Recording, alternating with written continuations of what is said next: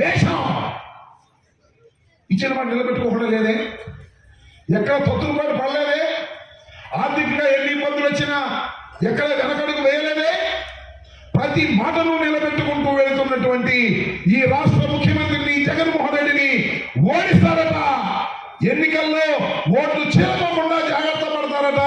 చంద్రబాబు పవన్ కళ్యాణ్ వస్తారట, ఏదో చేస్తారట.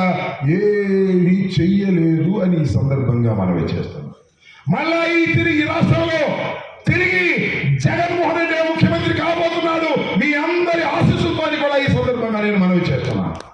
ఇలా దొంగలు ఊళ్ళు పంచుకున్నట్టు వాళ్ళు పంచుకుని ఏదో విధంగా అధికారంలోకి రావాలని ప్రయత్నం చేస్తున్నారు. దాన్ని మీరు అందరూ గమనించి ఉండవలసిందిగా ఈ సందర్భంగా నేను మనవి చేస్తున్నాను. ఇంక రెండో విషయం నా సంగతి చెప్పాలి.